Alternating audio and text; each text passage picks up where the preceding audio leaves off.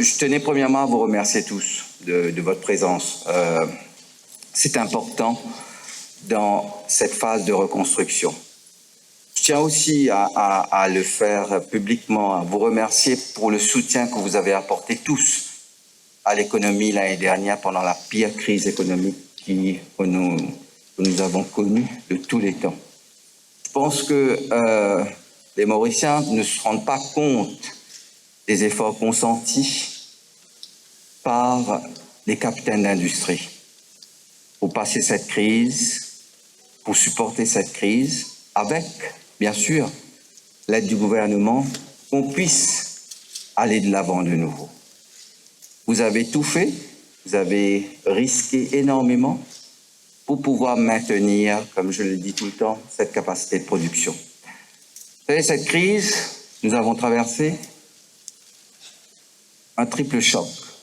Un choc où, premièrement, la pandémie nous empêche de travailler, nous empêche de vivre, nous empêche de bouger, nous empêche de faire activité économique. Deuxième choc, c'est un choc où on n'a pas pu accueillir un seul touriste pour les vacances. Troisième choc, c'est l'inclusion sur la liste noire. Maintenant, nous devons régler tous ces problèmes. Et la première bonne nouvelle, même si ce n'est pas encore effectif, c'est la visite des officiers qui vont venir vérifier, faire des vérifications concernant l'implémentation des mesures, des régulations pour les MLCFT, pour nous enlever sur cette liste au niveau de Gafi. La deuxième, cela concerne la vaccination qui pour nous est déterminant dans l'ouverture et aussi l'accueil des touristes et aussi recommencer à vivre. Recommencer à vivre, cela veut dire recommencer à investir, recommencer à avoir confiance et recommencer surtout à penser devant. Recommencer à avoir une vie.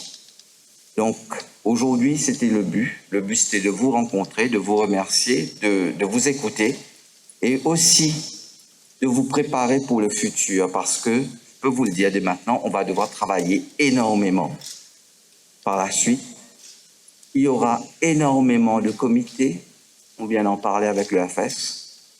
Nous, on est en train de mettre en place le Joint Public-Private Committee où on va se rencontrer tous les 3 mois. Mais, entre-temps, il y aura des sous-comités techniques avec la participation de toutes les associations du privé et des représentants du public pour essayer de trouver des solutions aux problèmes qui vont se poser dans la reconstruction, dans la reprise économique.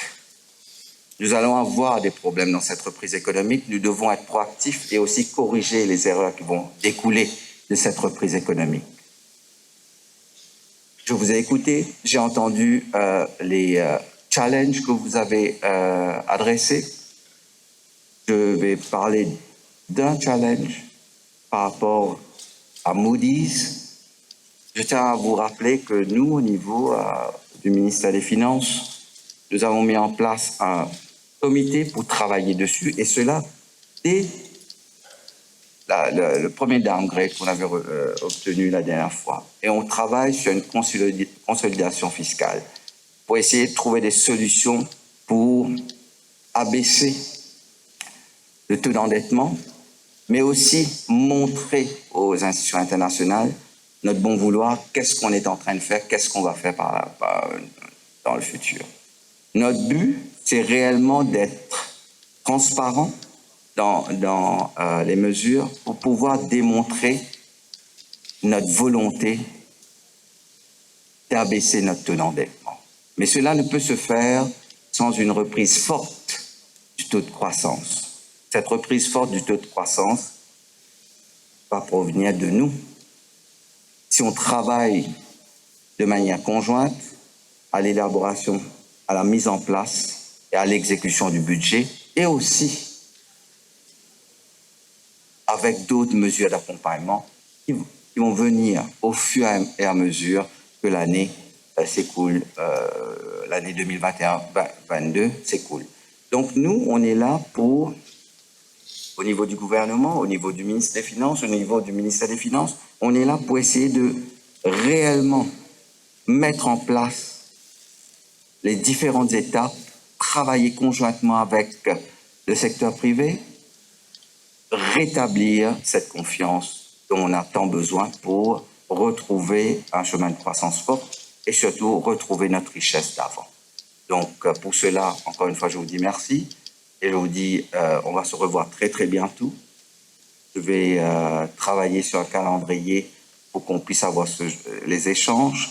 J'ai écouté tous les intervenants, j'ai pris note de toutes les remarques. Je tiens simplement à dire qu'un budget, c'est sur une année, et qu'il y en aura d'autres.